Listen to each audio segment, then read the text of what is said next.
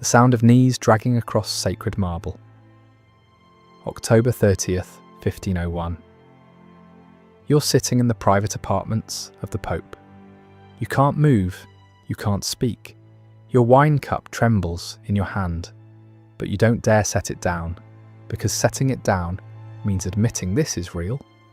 Around you, cardinals in scarlet robes stare at the floor. Some are praying, some have closed their eyes entirely. And between their legs, crawling like animals across the sacred ground of the Vatican, 50 naked women collect chestnuts while the Vicar of Christ watches from his throne. He's laughing, but here's what freezes your blood. This is just the entertainment. The bride doesn't know yet what her father has planned for her before sunrise. Something so calculated, so surgically cruel that it won't kill her body. It will destroy everything else. Stay with me, because what you're about to discover has been buried for 500 years. And by the end, you'll understand why. This is the story of Lucrezia Borgia, and the night that should have damned the Vatican forever. If this story grips you, drop a like. It takes a second and helps us pull more voices out of the darkness. 3 weeks earlier, December 1501, a man rides through the gates of Rome like a condemned prisoner walking to the scaffold. Alfonso d'Este, heir to the Duchy of Ferrara, 25 years old, from a family that has ruled northern Italy for generations, and he's terrified. You're riding into the most powerful city on earth to marry a woman whose last 2 husbands are dead. The first was declared impotent, publicly humiliated, discarded when he was no longer useful. The second was stabbed on the Vatican steps. When he survived, her brother sent men to strangle him in his bed, while Lucrezia screamed and pounded on the door. That was 18 months ago. Now it's your turn. Alfonso tried everything to escape. Excuses, delays. His father begged the Pope to choose someone else. The response from Rome was simple: accept the alliance or watch Cesare's armies reduce Ferrara to ash. So here he is. The reception is designed to break him. Pope Alexander VI receives him in the throne room. 69 years old, corpulent, radiating power, like heat from a furnace. His eyes scan Alfonso the way a butcher examines livestock. To his right stands Cesare Borgia, 26, cardinal turned general, the man who strangled Alfonso's predecessor. He doesn't speak during the entire reception. He just watches, a faint smile at his lips, like a cat that's already decided when to strike. For 3 weeks, Alfonso endures humiliations disguised as celebrations, banquets where he's seated next to courtesans while cardinals smirk, hunting parties where Cesare demonstrates his marksmanship, receptions where the Pope jokes about his dead predecessors. Every night, Alfonso writes letters to his father that he knows are being read, and wonders which day will be his last. Then comes the wedding, the papal chapel, golden walls reflecting, candlelight, frescoes of saints and angels looking down on the assembly, the smell of incense so thick it coats your throat. Pope Alexander VI officiates personally. His voice echoes through the chamber as he speaks the sacred words that will bind his daughter to her third husband. Alfonso stands at the altar. His hands won't stop shaking. He can feel Cesare's eyes on the back of his neck throughout the entire ceremony. Cold, patient, the gaze of a predator watching prey that doesn't realize it's already caught.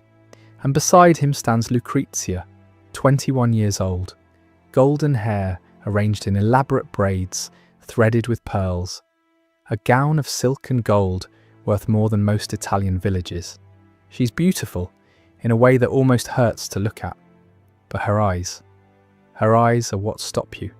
They're empty, not sad, not angry, not frightened, just vacant, like someone who left their body years ago and never fully returned. The night before, while her handmaidens prepared her trousseau, Lucrezia had stood at her window, looking out at Rome, the city where she was born, the city where she watched her second husband bleed on the steps, the city that had taken everything from her and kept demanding more. One of her ladies, a young girl from Naples, had asked if she was excited for the wedding. Lucrezia had smiled. The kind of smile that doesn't reach the eyes, the kind of smile you learn when showing real emotion, is dangerous. Excited, she repeated, like she was testing a word from a foreign language. Yes, of course. She didn't sleep that night. She sat in the chapel of Santa Maria in Portico until dawn, kneeling on cold stone, praying to a God who had never answered. Not when they annulled her first marriage and called her used goods. Not when they murdered Alfonso in the room next to hers. Not once in 21 years. But she prayed anyway, because prayer was the only thing left that belonged to her. Now she stands at the altar, speaking vows she doesn't believe, to a man she doesn't know, in a ceremony controlled by a father who has never seen her as anything but currency. This is a woman who has learned that showing emotion in her family is dangerous, that tears can be weaponized, that love can be twisted into a knife and buried in your chest. She speaks her vows in a voice so flat it barely registers as human. Alfonso responds in kind. Two people performing a ritual neither believes in, surrounded by men who have already decided their fate. The rings are exchanged, the Pope pronounces them married, and then Alexander smiles, that wide, predatory smile, and announces that now the true celebration can begin. The guests are led to the Borgia apartments for the wedding feast. The doors close behind them. Guards take position at every exit, and Lucrezia feels something she hasn't felt in years. Not fear, she's beyond fear, something colder. The certainty that her father is about to teach her a new lesson, and whatever it is, she will survive it the way she survived everything else, by going somewhere inside herself where they can't reach, by becoming empty before they can empty her. The feast begins like any aristocratic wedding. Roasted peacock with gold leaf, mountains of exotic fruits, wine that costs more per bottle than a peasant earns in a year. Musicians play. Poets recite verses praising the bride and groom. Laughter echoes off the painted walls. Hours pass. The wine flows. Conversation grows louder, looser. Some guests begin to relax. Alfonso almost lets himself believe this is just a wedding. Then he notices the guards have multiplied. Then he notices Cesare hasn't touched his wine all night. Then he notices the Pope is staring at him. Not warmly, expectantly, like a man waiting for a performance to begin. Midnight approaches. Cesare stands. The room falls silent instantly, as if someone has cut the strings of every voice at once. He walks to the side doors and gives a quiet order. The doors open. 50 women enter the hall. They're dressed in magnificent gowns, velvet and silk, adorned with jewels that catch the candlelight. These aren't common prostitutes. These are Rome's elite courtesans, women who normally serve cardinals, ambassadors, the highest levels of power. But their eyes are wrong, wide with fear, darting toward the exits that are blocked by armed guards. Pope Alexander rises from his throne, wine cup raised, smile widening. Now, he announces, the true entertainment begins. At his command, the women begin to undress. One by one, gowns fall to the marble floor. Silk puddles around bare feet. 50 women stand completely naked before the assembled princes of the church. Some cardinals look away. Others clutch rosaries, lips moving in prayers that feel obscene in this context. A few younger clergy lean forward, drunk enough to forget themselves. Alfonso stares at his plate. His knuckles are white around his knife, but Alexander isn't finished. Servants enter carrying baskets of chestnuts. They scatter them across the floor, hundreds rolling between the feet of horrified guests, disappearing under tables, spreading across the sacred marble. Then the Pope announces the rules. The women must crawl on all fours and collect the chestnuts. Whoever gathers the most wins prizes from the papal treasury. Silk robes, golden necklaces, jewels. Picture this: 50 naked women on their hands and knees, crawling between the legs of cardinals and bishops, beneath frescoes of the Virgin Mary, across floors where popes have walked for centuries.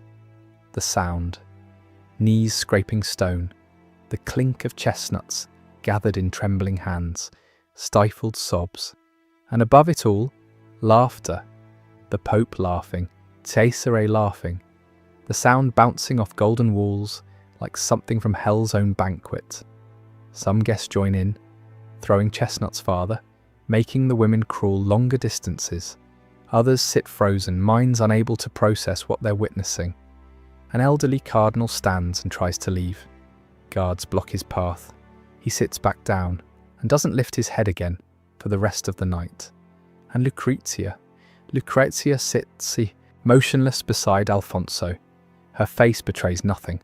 She's learned to go somewhere else inside herself when her family performs. It's the only way to survive. The banquet continues for hours.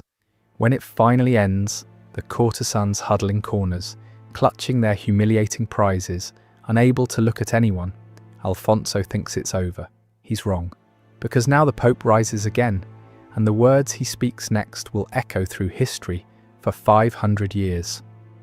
The sacred duty of marriage, Alexander announces, must now be fulfilled. In any normal wedding, consummation happens privately. Perhaps witnesses verify the sheets the next morning. Uncomfortable, but standard for noble families. What Alexander orders is something else entirely. Alfonso and Lucrezia will consummate their marriage tonight, not once, 3 times, and every person in this room will serve as witness. The hall goes silent. Not quiet, silent. The complete absence of sound that happens when an entire room stops breathing at once. Even Cesare shows a flicker of surprise.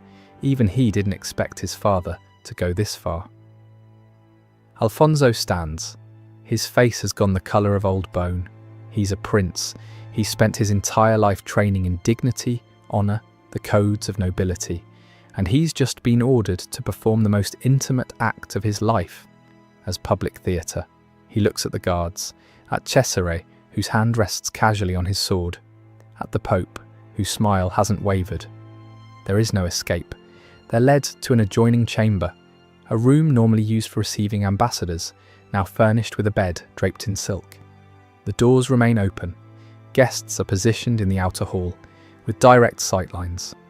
What happens over the next several hours strips away every layer of human dignity until nothing remains but flesh and shame. Alfonso, psychologically shattered, surrounded by armed men and watching eyes, consummates the marriage. His movements are mechanical. His mind has retreated somewhere far away. Lucrezia lies beneath him, eyes fixed on the ceiling, silent, still. She survived 2 husbands. She knows how to separate her soul from her body, how to become an empty vessel until the storm passes. But here's what breaks you. Afterward, Cesare personally enters the chamber. He inspects the evidence with clinical detachment. Then he announces, loudly enough for everyone to hear, that the first consummation has occurred, and he orders them to wait 1 hour and repeat it. 1 hour, imagine that hour. Alfonso sitting on the edge of the bed, unable to look at his wife. Lucrezia lying motionless, staring at nothing. The murmur of voices in the outer hall, servants refreshing wine for guests who can't leave, and the knowledge that in 60 minutes it begins again. The second consummation happens around 2 a.m. Both of them are operating in states of complete dissociation now. Bodies moving without minds attached. Humanity switched off because the alternative is madness. In the outer room, cardinals murmur prayers that taste like ash. Courtesans, who were humiliated hours earlier, weep silently for Lucrezia. Even the guards shift uncomfortably, but no one intervenes, no one speaks, no one does anything, because the Pope commands it, and the Pope speaks for God. Then comes dawn. First grey light touching the windows of the Borgia apartments, and Alexander orders the third and final act. When it's complete, Cesare announces triumphantly that the marriage is now sealed 3 times over, absolutely irrevocable under church and secular law. No annulment possible, no escape clause, no way out. The Pope raises his wine cup for a final toast. Alfonso sits at the edge of the bed, head in his hands, his entire body trembling. He'll return to Ferrara a broken man. He'll never speak of this night.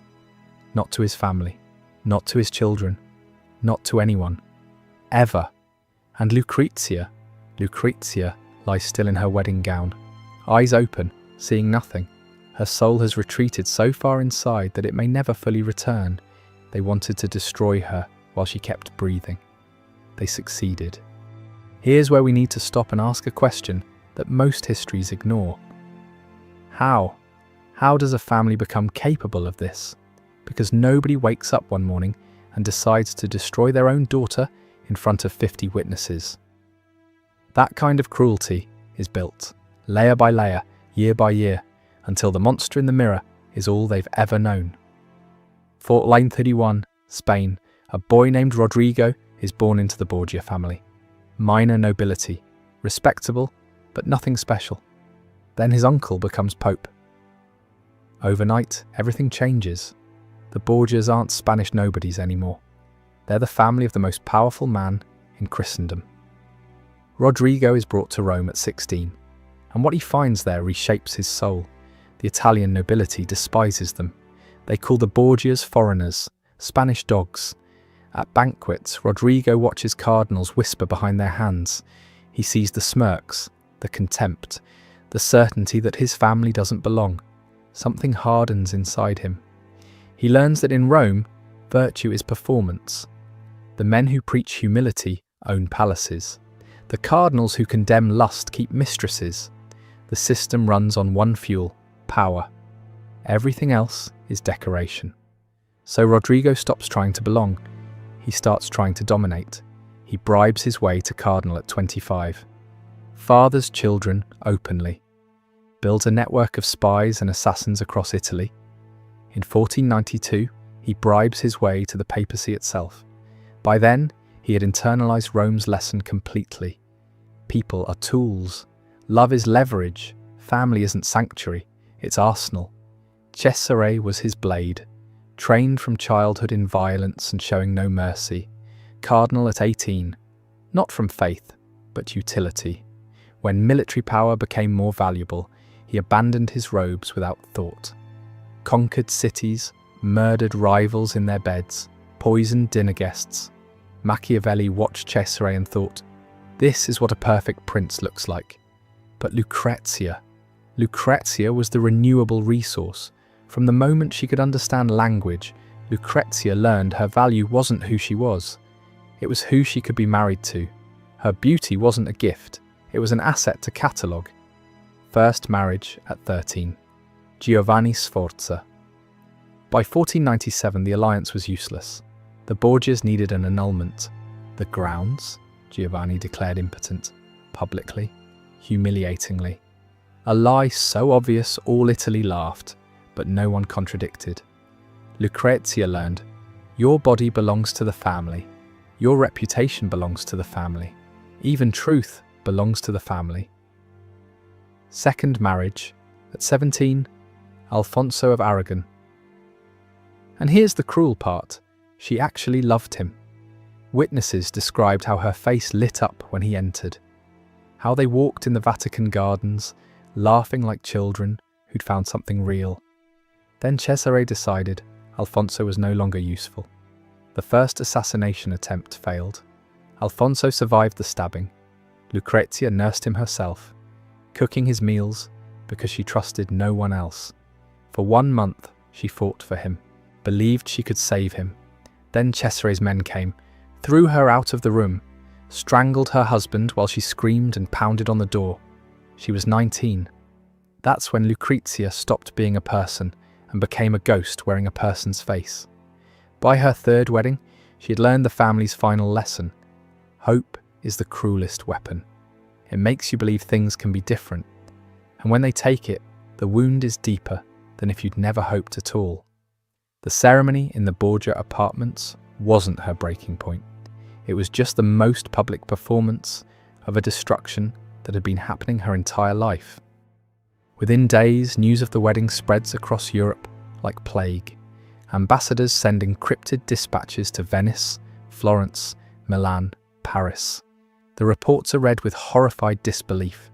The Venetian ambassador writes, "What has occurred in the Vatican surpasses anything from the darkest days of the Roman Empire." But here's what happened to the people in that room. Pope Alexander VI died 2 years later, possibly poisoned. An ironic end for a man who poisoned so many others. Cesare Borgia lost everything the moment his father's heart stopped. He died in 1507, ambushed in Spain, his body torn apart and buried in an unmarked grave. The machine they built consumed them both.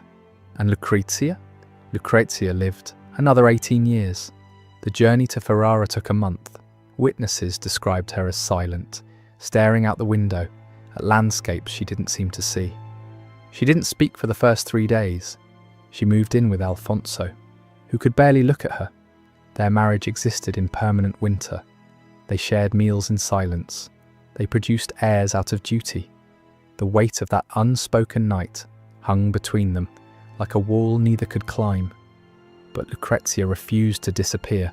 She threw herself into charity, walked among the common people, patronized artists and poets. She became, against all expectations, beloved by Ferrara. They called her La Buona Duchessa, the Good Duchess. She had 8 children. She ran her husband's court. She earned respect through actions, not birthright. But her ladies reported she woke screaming from nightmares, that sometimes her eyes would go distant mid-conversation, that she spent hours kneeling on cold chapel stone, praying to a god who had never answered. She never returned to Rome, not once in 18 years. She died in 1519, giving birth to her last child. 39 years old. Her final words, "I am ready to finally be free." Free. So why does this story matter 500 years later? Because it's not about the Borgias. It's about the architecture of destruction. The way systems built to protect become instruments of annihilation. The way power, when it answers to nothing, turns on the people closest to it. The night of October 30th, 1501 wasn't an aberration. It was the logical conclusion of absolute authority.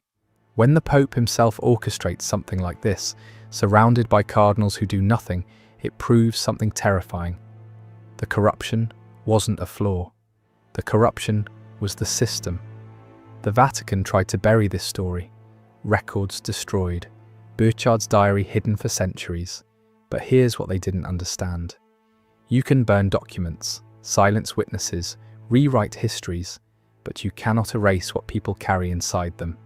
And you cannot kill what gets carved into stone. Johann Burchard wrote his account knowing it might cost him everything. He wrote anyway, because some truths are too heavy to carry alone, because silence makes you complicit, because the dead deserve witnesses. 500 years later, we found his words. Lucrezia Borgia was meant to disappear. A footnote, a transaction. Instead, she outlived them all. Her father died by poison, possibly his own. Her brother was torn apart in Spain. The machine consumed them both.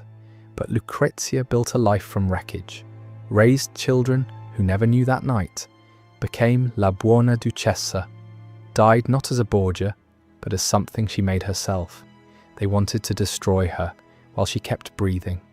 She kept breathing anyway, and that's the lesson that echoes across centuries. Power can take everything. Your body, your dignity, your hope. It can turn your family into executioners, and your wedding night into a grave. But it cannot take the part of you that chooses to survive. It cannot touch the place where you decide who you are. It cannot reach the voice that says, even in the darkest room, I am still here. That's what Lucrezia held on to, through every horror, for 18 years until her final breath. I am still here, and 500 years later, so is her story. If this reached you, subscribe. We dig into the chapters history tried to erase, because the past isn't dead. It's waiting in the dark, waiting for someone to remember.